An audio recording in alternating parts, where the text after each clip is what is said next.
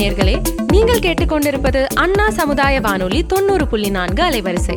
இது இந்தியாவின் முதல் சமுதாய வானொலி. நேர்களே, இப்பொழுது நாம் கேட்கவிருப்பது நமது அண்ணா சமுதாய வானொலி மற்றும் மத்திய அரசு நிறுவனமான மദ്രാஸ் உர நிறுவனம் இணைந்து வழங்கும் பிரதமரின் பிரணாம், தாய் பூமியின் மறுசீரமைப்பு, ஊட்டச்சத்து விழிப்புணர்வு மற்றும் மேம்படுத்தலுக்கான திட்டம் பற்றிய தொடர் நிகழ்ச்சி. இந்த நிகழ்ச்சியினை விவசாயிகள் கேட்டு அதிகப்படியான ரசாயன உர பயன்பாட்டினை தவிர்த்து சமச்சீர் உர மேலாண்மையை செயல்படுத்தி மாற்று உரங்களை பயன்படுத்துவதன் மூலம் உர செலவுகளை குறைத்து மகசூலையும் பெருக்கலாம், மண் வளத்தையும் காக்கலாம். பிரதமர் திரு நரேந்திர மோடி அவர்கள் அசாம் மாநிலம் திப்ருகர் மாவட்டம் நாம்ரூப்பில் அமைந்துள்ள பிரம்மபுத்திரா பள்ளத்தாக்கு உரக்கழக லிமிடெட் BVFCL நிறுவனத்தின் தற்போதைய வளாகத்திற்குள் புதிய பிரவுன்ஃபீல்ட் அமோனியா யூரியா திட்டத்திற்கான பூமி பூஜையை செய்து வைத்தார். அவர் தனது உரையில் யூரியாவை விவேகத்துடன் பயன்படுத்த வேண்டியதன் அவசியத்தை வலியுறுத்தினார். அந்த உரையின் தொகுப்பினை இப்போது நாம் கேட்கலாம். लेकिन मैं किसान भाई बहनों को भी कहूंगा कि आपको भी मेरी मदद करनी होगी, और वो मेरी मदद है इतना ही नहीं, मेरे किसान भाई बहन आपकी भी मदद है, और वो है ये धरती माता को बचाना. हम धरती माता को अगर नहीं बचाएंगे तो यूरिया की कितने ही थैले डाल दे, ये धरती मां हमें कुछ नहीं देगी.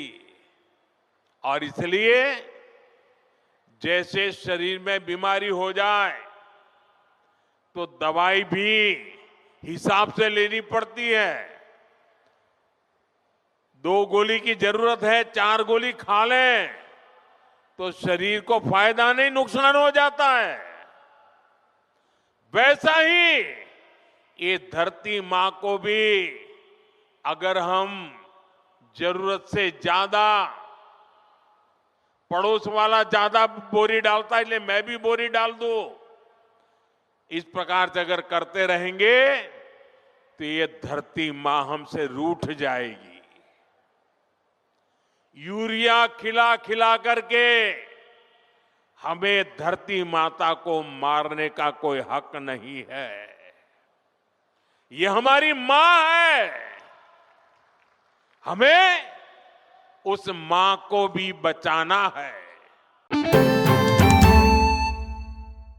நேர்களே, இந்த நிகழ்ச்சியின் 2ஆம் பருவத்தின் 21ஆம் பாகமாக இன்று நேரடி நெல் விதைப்பு, சாகுபடி முறைகள் மற்றும் தொழில்நுட்பங்கள், நெல் சாகுபடி முறையில் ஒரு நவீன அணுகுமுறையை பற்றி கடந்த நிகழ்ச்சியின் தொடர்ச்சியாக நம்முடன் உரையாடவிருக்கிறார் கோவை தமிழ்நாடு வேளாண்மை பல்கலைக்கழகத்தின் அங்கமான திருவள்ளூர் மாவட்டம் திரூரில் அமைந்துள்ள நெல் ஆராய்ச்சி நிலையத்தின் உழவியல் துறையின் இணை பேராசிரியர் முனைவர் திரு SM சுரேஷ்குமார் அவர்கள். உடன் உரையாடுபவர்கள் மத்திய அரசு நிறுவனமான மദ്രാஸ் உர நிறுவனத்தின் உர விநியோகத்துறை முதன்மை மேலாளர் திரு P. குமரேசன் அவர்கள் மற்றும் காவ்யா. வாங்க நிகழ்ச்சிக்கு போகலாம். வணக்கம் சார். இந்த நேரடி நெல் சாகுபடியும் அதுக்கப்புறம் பாரம்பரிய நெல் சாகுபடி முறையும் பார்த்திங்கன்னா உர நிர்வாகம் நம்ம காலங்காலமாக சில முறைகளை பின்பற்றிட்டு வரோம். இப்போ இந்த புதிய நேரடி நெல் சாகுபடி முறையில் உர நிர்வாகம் ஏதாவது வேறுபடுதா? அப்படி வேறுபடுமாயின் அதை எப்படி சார் நம்ம மேற்கொள்கிறது? அதாவது பாரம்பரிய நெல் சாகுபடி அல்லது நேரடி நெல் சாகுபடி ரெண்டையுமே நம்ம எடுத்துக்கிட்டோம்னா உர நிர்வாகம் கிட்டத்தட்ட எல்லாமே ஒரே மாதிரி தாங்க. நம்ம முதல்ல இருந்தே நம்ம என்ன சொல்கிறோன்னா, விவசாயிகளுக்கு சொல்கிறது, உரத்தை பயன்படுத்தும் போது எப்போவுமே மண் பரிசோதனை செய்து மண் பரிசோதனை அடிப்படையில் சரியான அளவு உரங்களை கொடுங்க, அல்லது சமநிலையான உரங்களை கொடுங்க. அதாவது நைட்ரஜன், பாஸ்பரஸ் மற்றும் பொட்டாஷ் உரங்களை பயன்படுத்தலாம் அப்படிங்கிறோம். இது மட்டும் இல்லாமல் இந்த நேரடி நெல் சாகுபடியில் இலைவெளியாக உரங்களை கொடுக்கறது, அதாவது ஃபோலியார் அப்ளிகேஷன் ஆஃப் நியூட்ரியன்ட் அப்படின்னு சொல்லுவாங்க. இந்த இலைவெளியாக உரங்களை பயன்படுத்துறது ரொம்ப முக்கியமான ஒரு காரணியாக நம்ம எல்லாருக்கும் நம்ம சொல்லிட்டு போகலாம். இந்த நேரடி நெல் விதைப்பில் இலைவெளியாக நம்ம உரங்களை பயன்படுத்தும் போது உரத்தோட அளவு குறையுதுங்க. அது மட்டும் இல்லாமல் உரம் நிலத்தில் போடும்போது வீணாகாமல், அதாவது லீச்சிங் சொல்லக்கூடிய ஒரு ப்ராசஸ்னால வீணாகாமல் இருக்கிறதையும் நம்ம தடுக்கிறோம். பயிர் உடனே அந்த உரங்களை எடுத்துக்குது, எடுத்து நல்ல பயிர் வளர ஆரம்பிக்குதுங்க. இதனால் உரத்தோட அளவு குறையுது. இதனால் விவசாயி உரத்துக்கு செலவு பண்ணுற செலவோட அளவு நமக்கு வந்து பெரிய அளவில் குறையுதுங்க. அதனால் இலைவெளி உர மேம்பாடு ரொம்ப முக்கியம். அது மட்டும் இல்லை, மண் பரிசோதனை முறையில் வந்து கண்டிப்பாக வந்து விவசாயிகள் வந்து குறிப்பிட்ட அளவு எந்தெந்த உரங்கள் தேவையோ அதை வந்து குறிப்பிட்ட காலகட்டத்தில் அந்த உரங்களை போடுறது ரொம்ப முக்கியமாக கொடுக்கறது நல்லதுங்க. சார், மிக விரிவாக சொன்னீங்க சார். இதில் வந்து இப்போ நம்ம நேரடி நெல் விதைப்பு பண்ணும்போது உரமிடும் காலங்கள் எந்த காலங்கள் சார்? இப்போ பாரம்பரிய முறைப்படி நடும்போது நெல் நாற்றங்கள்லேருந்து நடும்போது அடி உரமாக தலைமணி சாம்பல் சத்து உள்ள உரங்களை இடுவார்கள். இப்போ வந்து நேரடி நெல் விதைப்பு போடும்போது எந்த டைமில் வந்து இந்த அடி உரத்தை போடணும் சார்? அதாங்க, நேரடி நெல் விதைப்பில் வந்து புழுதிக்கால் நெல்லுக்கு வந்து ஒரு ஏக்கருக்கு 50 கிலோ தலை சத்து, 20 கிலோ சாம்பல் சத்து மற்றும் ஒரு 110 கிலோ யூரியா, 35 கிலோ பொட்டாஷ் மற்றும் உரங்களை வந்து நம்ம வந்து போடுறோங்க. இந்த உரங்களை வந்து நம்ம என்ன பண்ணுறோன்னா டிஏபி, அதாவது 2% டிஏபி அப்படின்னு சொல்கிற கரைசல் மூலம் நம்ம வந்து நிலத்தில் வந்து போலியோ ஸ்ப்ரே வழியாக நம்ம வந்து கொடுக்கலாங்க. இது வந்து நல்ல திறமான மணிகள் கிடைக்கிறதுக்கு பயனுள்ளதாக இருக்குதுங்க. ஒரு ஹெக்டேருக்கு இது மட்டும் இல்லாமல் ஒரு ஹெக்டேருக்கு 25 கிலோ ஜிங்க் சல்ஃபேட்னு சொல்லக்கூடிய உரத்தை வந்து 50 கிலோ மணலுடன் சேர்த்து சீரான அடி உரமாக நம்ம வந்து தூவி நம்ம வந்து நிலத்துக்கு கொடுக்கலாங்க. இதனால் வந்து நல்ல ஒரு பயிர் வந்து திறமாக வளர்கிறதுக்கு ஊக்குவிக்கிறது மாதிரி இருக்குதுங்க. சார், நெல் விதைப்பு செய்ததிலிருந்து எத்தனை நாட்கள் கழித்து இந்த அடி உரங்களை நம்ம இட வேண்டும்? அதாவது இந்த தலை மற்றும் சாம்பல் சத்து நம்ம என்ன பண்ணுறோன்னா ஒரு 4 பகுதிகளாக வந்து பிரித்து பண்ணுறோங்க. அதாவது 21 நாளில் ஒரு தடவை பண்ணுறோம், அப்புறம் வந்து தூர் பிடிக்கும் பருவங்களில் ஒரு தடவை பண்ணுறோம், அப்புறம் பூங்கதிர் வரக்கூடிய பருவங்களில் வந்து இதை கொடுக்குறோங்க, அப்புறம் கதிர் வெளி வரும் பருவங்களில் வந்து இந்த உரத்தை கொடுக்குறோங்க. இந்த மணி சத்துன்னு சொல்லக்கூடிய மணி சத்தை நம்ம என்ன பண்ணுறோன்னா முழுவதுமாகவே அடி உரமாக இந்த தொழு உரத்தோடு சேர்த்து நம்ம கொடுத்தா நல்ல பயனுள்ளதாக நிலத்துலேருந்து பயிர் எடுத்துக்கிறதுக்கு அளவும் வந்து குறைச்சி அழகாக நல்லபடியாக இந்த பயிரை எடுத்துக்குங்க. ஆமாம், ஏற்கனவே நீங்கள் அதை சொன்னீங்க சார். அதாவது மணிச்சத்தை வந்து சூப்பர் உரத்தை வந்து ஒரு தொழு உரத்தோட கலந்து ஊட்டமாட்டிய தொழு உரமாக பயன்படுத்தணும்னு சொன்னீங்க சார். அது மட்டுமே அடி உரமாக போதும்னு சொல்கிறீங்க, அப்படி தானே சார்? ஆமாம் சார். பாரம்பரிய நெல் சாகுபடியை விட நேரடி நெல் சாகுபடி முறையில் களைகள் அதிகம் வளருதுன்னு சொல்கிறாங்களே சார், அதை எப்படி சார் கட்டுப்படுத்துறது? கண்டிப்பாங்க. நேரடி நெல் விதைப்பை பொறுத்தளவு பெரிய அளவில் களை தாங்க இந்த நேரடி நெல் விளைப்பில் விவசாயிகளால் பெரிய பிரச்சனையாக வந்து அதை வந்து எடுத்துகிட்டு வர்றாங்க. இதை தவிர்க்கிறதுக்கு தான் நான் சொன்னேன், கோடை உழவுன்னு சொல்கிறது ரொம்ப முக்கியமாக சொன்னேன். இந்த கோடை உழவு செய்யும்போது நான் வந்து முதல்ல சொல்லும்போது வந்து அந்த நிலத்தில் இருக்கக்கூடிய நோய்களை அல்லது பூச்சிகளை ஏற்படுத்தக்கூடிய காரணிகளை வந்து கட்டுப்படுத்தலாம் அப்படின்னு சொல்லி சொன்னோம். அதே மாதிரி அந்த நிலத்தில் இருக்கிற களையோட விதையோட அளவையும் வந்து இந்த கோடை உழவு செய்யும்போது வந்து களைகளோட அளவு வந்து குறைக்கப்படுதுங்க. இதனால் என்ன பண்ணோன்னா நம்ம வந்து விதைப்பு செய்யும்போது விதையோடு சேர்ந்து களை வளர்கிறத வந்து குறைச்சி அதோட அளவு குறைஞ்சி அதனால் வந்து களைகளை வந்து பெரிய அளவில் கட்டுப்படுத்துங்க. இதுக்கு மெயினாக நம்ம வந்து கோடை உழவுன்னு செய்யக்கூடிய அந்த கோடை உழவை கண்டிப்பாக நம்ம வந்து ஃபாலோ பண்ணி ஆகணுங்க. அது மட்டும் இல்லாமல் களை முளைக்கிறது, அதாவது முதல் களை வந்து பயிர் முளைச்ச உடனே ஒரு 15 20 நாட்கள் உள்ளாத கையால் களை எடுக்கிறது ரொம்ப முக்கியமாக இருக்குதுங்க. அது மட்டும் இல்லாமல் 2வது களை வந்து 30 40 நாட்களுக்குள்ளால் கை களை எடுக்கிறது அப்படின்னு சொல்லுவாங்க.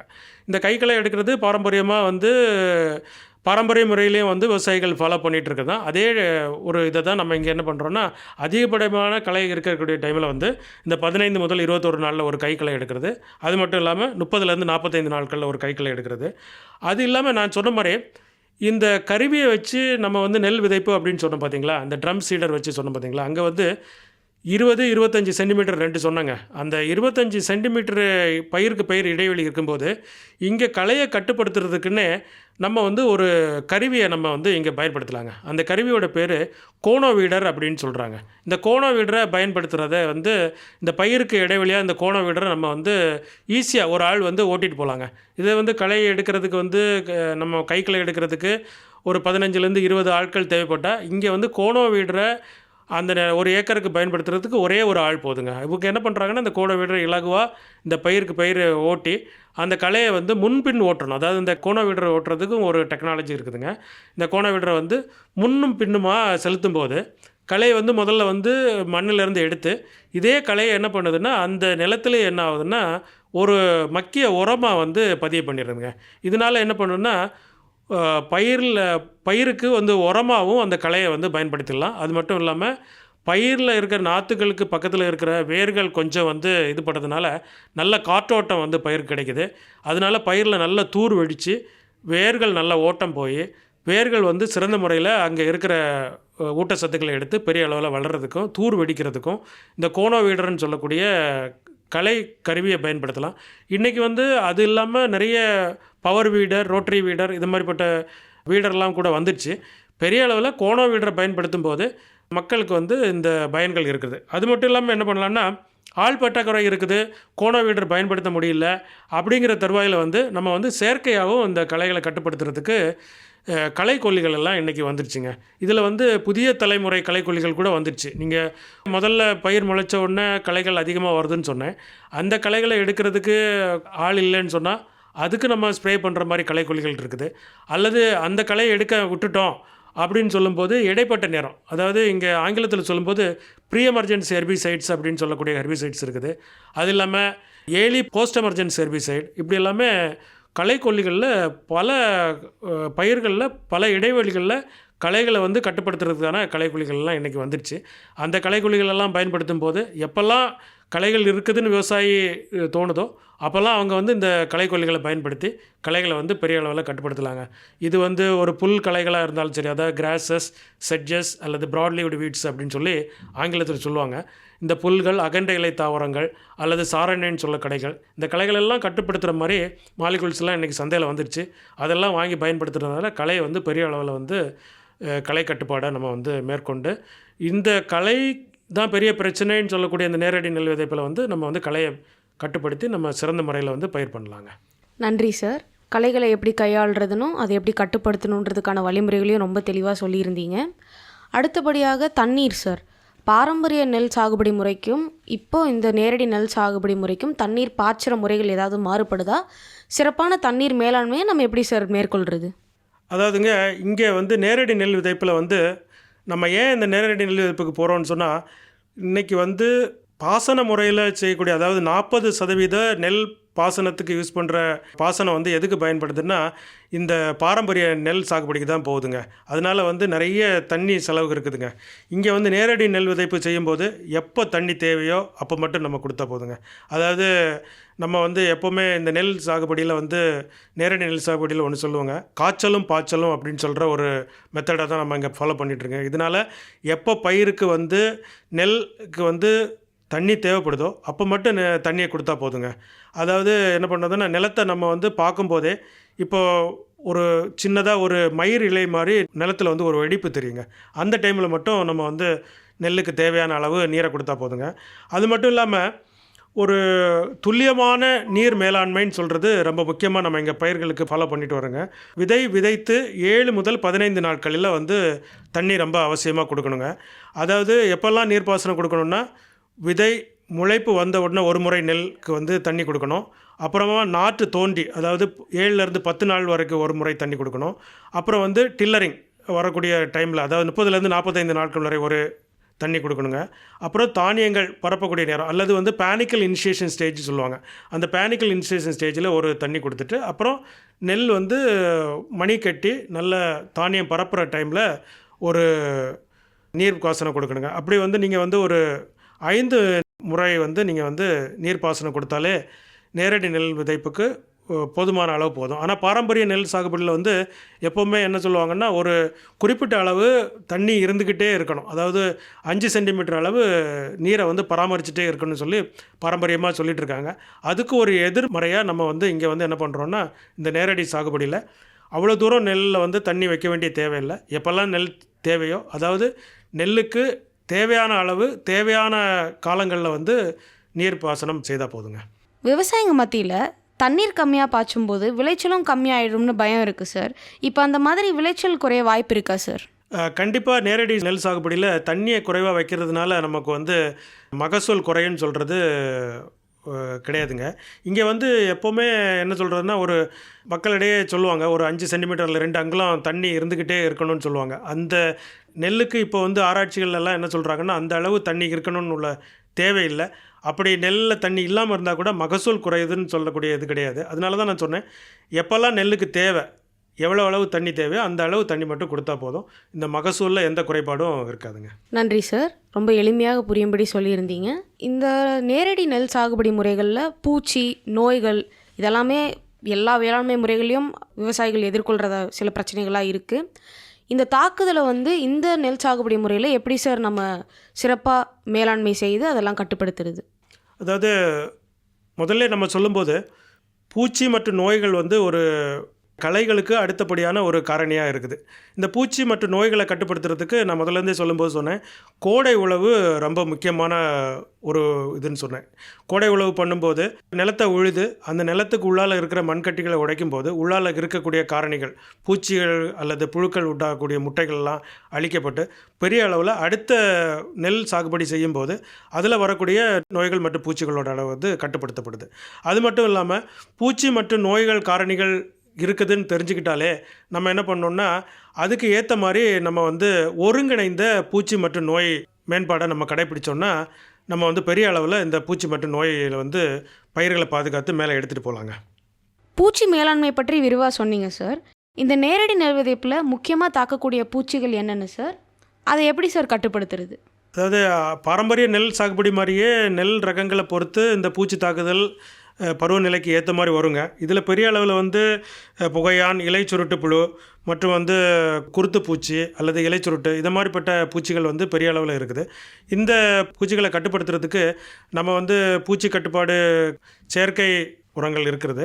அது மட்டும் இல்லாமல் நம்ம என்ன பண்ணோம்னா பெரிய அளவில் பூச்சிகளை கட்டுப்படுத்தணும்னா இயற்கை விவசாய முறையில் வந்து கட்டுப்படுத்தணும்னா நம்ம வந்து விளக்கு பொறிகளை பயன்படுத்தி பெரிய அளவில் பூச்சிகளை அழிக்கலாங்க. அதாவது பௌர்ணமி தினத்தினன்று நம்ம வந்து இந்த விளக்கு பொறிகளை வைக்கும்போது அந்த பூச்சிகளை கவர்ந்து இழுத்து இந்த பூச்சிகளெல்லாம் அழிக்கிறதுக்கு பெரிய அளவில் பயன்படுது. இதே மாதிரி விளக்கு பொறிகள் இன்றைக்கி வந்து சூரிய ஒளியினால் இயங்கக்கூடிய கருவிகளும் இன்றைக்கி வந்துருச்சு. அதையும் பயன்படுத்தி நம்ம வந்து பூச்சிகளை பெரிய அளவில் கட்டுப்படுத்தலாங்க. சார், இந்த கலை மேலாண்மை பற்றி சொன்னீங்க. இதுக்கான கலைக்கொல்லிகள் எதுவும் நீங்கள் புதிய தலைமுறை கலைக்கொல்லிகள்லாம் இருக்குதுன்னு சொன்னீங்க. அந்த கலைக்கொல்லிகளோட பெயர்களை சொல்லலாங்களா? விவசாயிகளுக்கு பயனுள்ளதாக இருக்கும் சார்.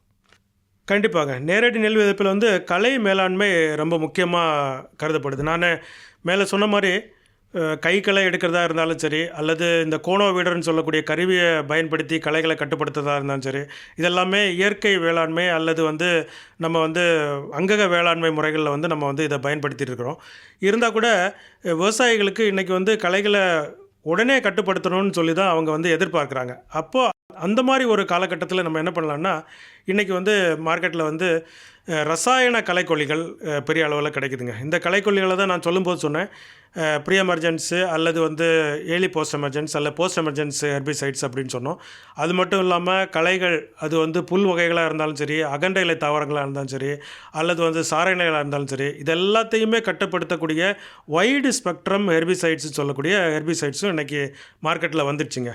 அதாவது நேரடி நெல் விதைப்பில் வந்து களைகளை கட்டுப்படுத்துறது களை முளைப்பதற்கு முன்னால் வந்து களையை கொல்றதுக்கு வந்து களையை அழிக்கிறதுக்கு வந்து களைக்கொல்லிகள் இருக்குது. அதாவது ஒரு ஏக்கருக்கு 750 கிராம் பிரிட்லாக்ளோர்னு சொல்லக்கூடிய களைக்கொல்லியை வந்து நெல் விதைக்கும் போதே, அதாவது 8வது நாள் நெல்லை விதைச்சி 8வது நாள், இது வந்து ஆங்கிலத்தில் சொல்லும்போது ப்ரீ எமர்ஜென்சி ஹெர்பிசைட்ஸ் அப்படின்னு சொல்லுவாங்க. இந்த ஹெர்பிசைட்ஸை பயன்படுத்தும் போது நம்ம வந்து பெரிய அளவில் களையை வந்து கட்டுப்படுத்தலாம். கூடவே ஒருங்கிணைந்த களை கட்டுப்பாட்டில் வந்து இந்த 8வது நாள் நம்ம இந்த பிரிட்லாக்ளோர் 750 கிராம் பயன்படுத்தினா மட்டும் போதாது. கூடவே நம்ம வந்து என்ன பண்ணோம்னா ஒரு 40 நாளில் வந்து கையால் வந்து களை எடுக்கும்போது இந்த என்டையர் பயிர் காலத்திலே வந்து களை இல்லாமல் வந்து களைகளை நம்ம வந்து கட்டுப்படுத்தலாங்க. அது மட்டும் இல்லாமல் நம்ம என்ன பண்ணலான்னா, நான் ஏற்கனவே சொன்னேன், ரசாயன உரங்கள் பயன்படுத்தலாம் அல்லது கோணோ வீடர் அல்லது கோடை உழவு பண்ணதுனால களைகளை கட்டுப்படுத்தலாம். இது இல்லாமல் நீங்கள் சொல்லும்போது ரசாயனம் இல்லாமல் பயன்படுத்துகிறாங்கன்னா இன்னும் வந்து வரப்பு பயிர்களை கூட பயன்படுத்தி வந்து நம்ம வந்து களைகளை வந்து கட்டுப்படுத்தலாங்க. அது மட்டும் இல்லாமல் புதிய தலைமுறை களைக்கொல்லிகள் நான் சொல்லும்போது இப்போ வந்து இன்னுமே கவுன்சில் ஆக்டிவ்னு சொல்லி ஒரு களைக்கொல்லி இருக்குதுங்க. இந்த களைக்கொல்லி வந்து ஏர்லி போஸ்ட் எமர்ஜென்சி ஹெர்பிசைட்ஸில் வருது. இந்த களைக்கொல்லியை மிக எளிதுவாக வந்து நம்ம வந்து நெல் வயலில் வந்து போடலாங்க. இது வந்து ஆர்டினரியாக நம்ம பண்ணுற உரத்துலேயோ அல்லது யூரியா கூட ஒரு 5 கிலோ 10 கிலோ யூரியா கூட இந்த 45 கிராம் கவுன்சில் ஆக்டிவ்னு சொல்லக்கூடிய அந்த களைக்கொல்லியை கூட கலந்து எளிதுவாக வந்து பரப்பி விடும்போது, ஆனால் முக்கியமாக நம்ம வந்து களைக்கொல்லிகளை வந்து வயலில் பயன்படுத்தும் போது ஈரப்பதம் கண்டிப்பாக வந்து வயலில் இருக்கணுங்க. அதாவது ஒரு குறிப்பிட்ட அளவு ஒரு 2 சென்டிமீட்டர் தண்ணீர் வந்து எப்போவுமே இருக்கணும். அது மட்டும் இல்லை, தண்ணீர் வந்து களைக்கொல்லிகள் அடித்த பிறகு வெளியில் திறந்து விடவோ அல்லது வெளியில் உள்ள தண்ணி உள்ளே வராமலோ நம்ம வந்து ஒரு 3லேருந்து 4 நாட்கள் வந்து இந்த தண்ணியை வந்து மெயின்டைன் பண்ணிகிட்டே இருந்தோம்னா இந்த களைகள் எப்படி கட்டுப்படுத்துறது நம்ம கண்கூடாக பார்க்கலாம். முதல்ல வந்து ஒரு மஞ்சள் நிலமாக களைகள் மாற ஆரம்பிக்கும். பின்னர் வந்து இந்த களைகள் மொத்தமாக அழிஞ்சு போய் களைகளை வந்து கட்டுப்படுத்துறதுக்கு இந்த மாதிரிப்பட்ட பெரிய அளவில் இந்த களைக்கொல்லிகள், புதிய தலைமுறை களைக்கொல்லிகள்லாம் நமக்கு வந்து பயன்படுத்தலாங்க. ஆனால் முடிந்த வரையில் வந்து ரசாயன பயன்பாட்டை குறைக்கணும்னா களைக்கொல்லிகளை பயன்படுத்தாமல் நீங்கள் ஏற்கனவே சொன்ன மெத்தட்ஸை யூஸ் பண்ணி களைகளை கட்டுப்படுத்துவது நல்லது. அப்படி ஆமாம், கண்டிப்பாங்க. அதாவது ரசாயனம் பயன்படுத்தும் போது பெரிய அளவில் நம்ம வந்து பாரம்பரிய நெல் சாகுபடிக்கே போயிடுறோம். அதை வந்து நம்ம வந்து எப்போல்லாம் தவிர்க்கிறோன்னு நினைக்கிறோமோ அந்த டைமில் வந்து நம்ம இந்த மாதிரி கோண விடுறோ அல்லது கோடை உழவோ அல்லது அதுக்கு ஏற்ற மாதிரி வேறு சில பயாலஜிக்கல் கண்ட்ரோலோ இது மாதிரி நம்ம கொடுக்கும்போது நம்ம வந்து நெல்லை வந்து பெரிய அளவில் களையை கட்டுப்படுத்தி ரசாயன உரங்களை வந்து தவிர்த்து நம்ம நெல் சாகுபடி போது நம்ம வந்து பெரிய அளவில் வந்து நெல் மணிகளை வந்து திறமாக பெறலாம், அல்லது வந்து அதில் வந்து நம்ம ஒரு உயர்ந்த அளவில் தரமான நெல் மணிகளை நம்ம பெறலாங்க. இல்லை, இந்த பௌர்ணமி அன்னைக்கு வைக்கலாம் அப்படின்னு சொன்னீங்களே, அதுக்கு ஏதாவது காரணங்கள் இருக்குங்களா ஐயா? இல்லைங்க, அதாவது பௌர்ணமி தினத்தன்று தான் அந்த பூச்சிகளோட நடமாட்டம் பெரிய அளவில் இருக்கும். அந்த மாதிரிப்பட்ட டைமில் பண்ணும்போது ஒரு பெரிய அளவிலான பூச்சிகளோட கட்டுப்பாட்டை வந்து நம்ம வந்து தவிர்க்கலாங்க இதை பயன்படுத்துறதுனால. நன்றி சார். தொடர்ந்து நம்ம நேரடி நெல் சாகுபடினா என்ன, அதோட முக்கியத்துவம் என்ன, எந்த மாதிரி நிலத்தை தேர்வு செய்யணும், கால்நடைகளோட பங்கு என்னவா இருக்குது, அதெல்லாமே நம்ம பார்த்துக்கிட்டு இருந்தோம். அதே மாதிரி அதுக்கான விதிமுறைகள் என்ன, தண்ணீர் எல்லாத்தையுமே பார்த்துட்டு இருந்தோம். இது வந்து பாரம்பரிய நெல் சாகுபடி முறையை விட இந்த நேரடி நெல் சாகுபடி முறையோட பயன்கள் என்னவா இருக்குது, ஒரு விவசாயி இதை மேற்கொள்கிறதுக்கான அவசியமோ பயன்களோ என்னென்ன, அதுலேருந்து அவங்களை எப்படி சார் அவங்களோட வேளாண்மை அடுத்த கட்டத்துக்கு எடுத்துகிட்டு போக முடியும்? கண்டிப்பாங்க. பாரம்பரிய நெல் சாகுபடியில் விடையும் இந்த நேரடி நெல் சாகுபடின்னு சொல்கிறது வந்து ஒரு ஒப்பிட்டு பார்க்கும்போது ஒரு பெரிய அளவில் நமக்கு வந்து என்னென்னா நன்மைகள் பெரிய அளவில் இருக்குது. இதில் மெயினாக நம்ம சொல்ல போனால் பொதுவாக நம்ம என்னென்னா குறைந்த உழைப்பு அப்படின்னு சொல்லலாம். குறைந்த உழைப்புன்னு சொல்லும்போது பாரம்பரிய நெல் சாகுபடியில் வந்து நம்ம வந்து ஒரு நாற்றுக்கால் அமைக்கணும். நாற்றங்காலில் இருந்து நெல் நாற்றுக்களை எடுத்துகிட்டு போய் நாற்று வயலில் வந்து நடணுங்க. இதுக்கு வந்து பதிய வைக்கிறதுக்கு ஆள் பெரிய அளவில் தேவைப்படுறாங்க. அதாவது ஒரு ஹெக்டேருக்கு நீங்கள் குறைஞ்சபட்சமாக ஒரு 18லேருந்து 20 ஆட்கள் வரைக்கும் நம்ம என்ன பண்ணுறோன்னா நாற்று நடுறதுக்கு நமக்கு தேவைப்படுதுங்க. இது வந்து இங்கே வந்து குறையுதுங்க. குறைந்த உழைப்பு மற்றும் குறைந்த கால அளவு. அதாவது என்ன சொல்கிறதுன்னா, நான் சொல்லும்போது 2.5 ஹெக்டேர் வரைக்கும் 2 பேர் இருந்தால் ஒரே நாளில் வந்து நேரடி நெல் விதைப்பு பண்ணிடலாம். அப்போ வந்து கால அளவு குறையுது. அது மட்டும் இல்லாமல் உழைப்பு திறனும் குறையுதுங்க.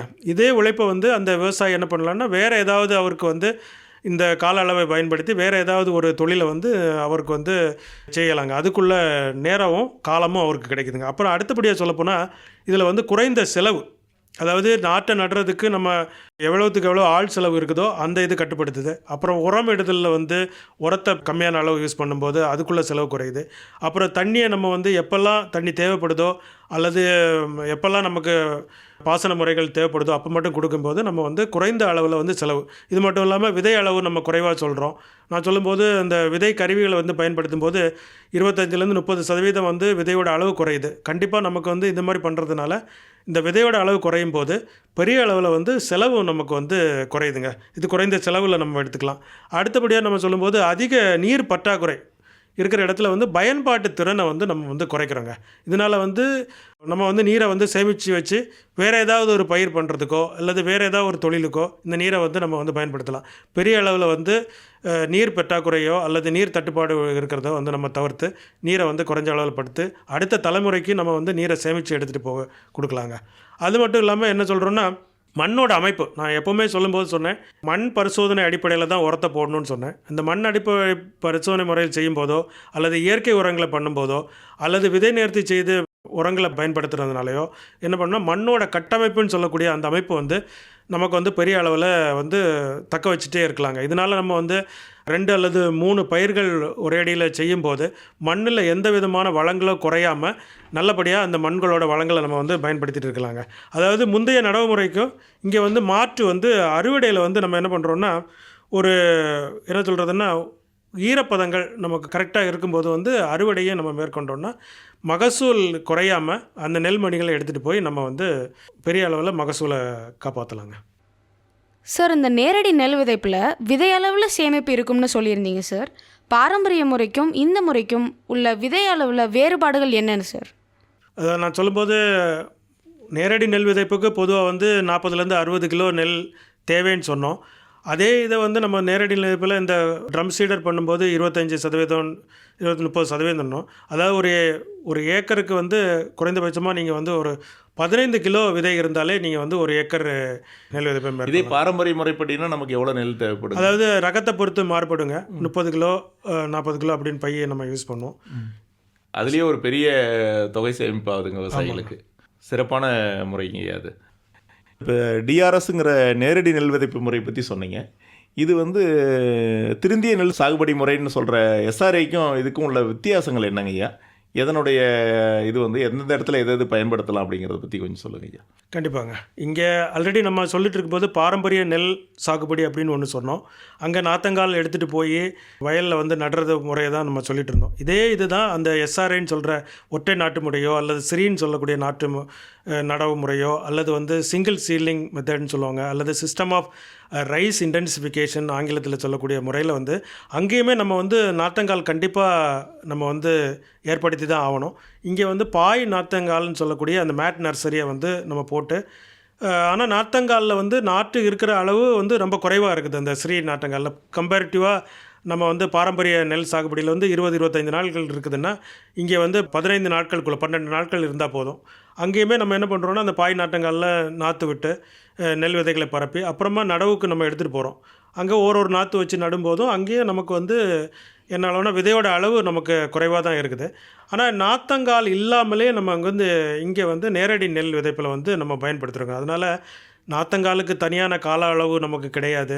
நாத்தங்கால் அமைக்கக்கூடிய வேலை ஆட்களோட அளவு, நிலத்தை பதப்படுத்தக்கூடிய அளவு, இந்த கால அளவு, அதாவது குறைந்தபட்சமாக நமக்கு என்ன சொல்கிறோன்னா ஒரு 10லேருந்து 15 நாட்கள் வந்து நம்ம வந்து சேமிக்கிறோம்.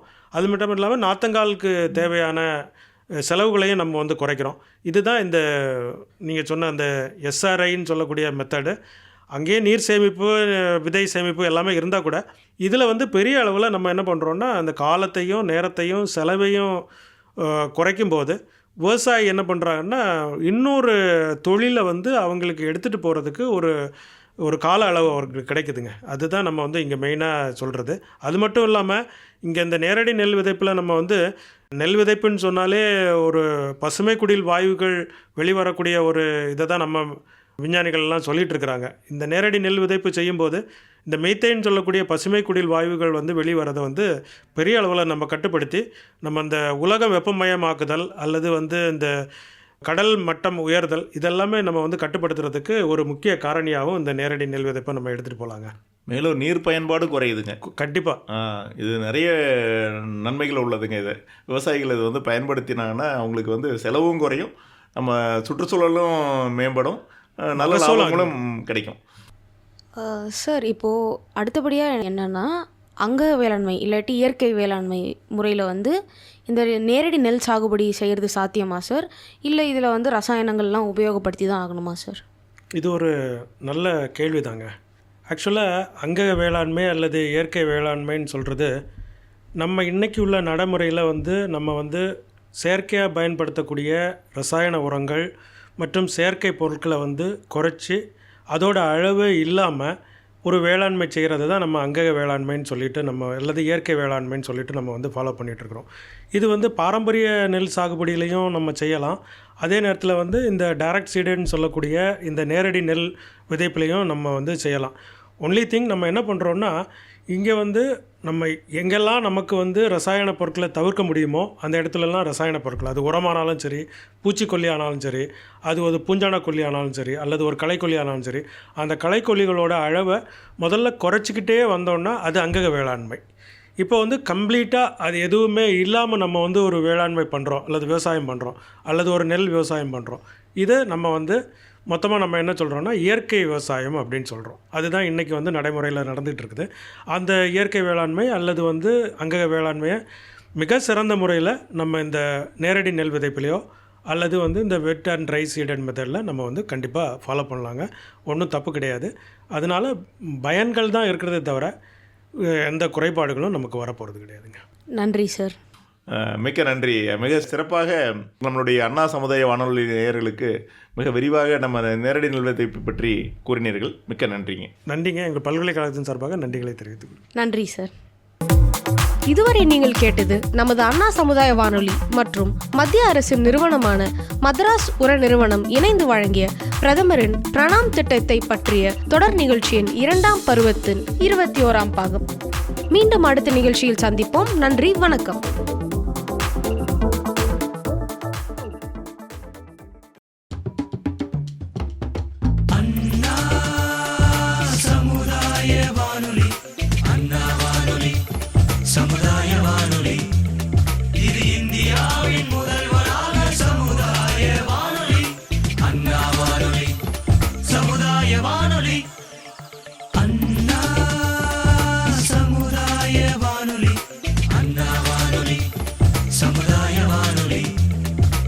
இந்தியாவின் முதல் வளாக சமுதாய வானொலி அண்ணா வானொலி சமுதாய வானொலி 90.4 மெகாஹெர்ட்ஸில் உங்கள் அண்ணா சமுதாய வானொலி. புதிய சமுதாயம் படைப்போம்.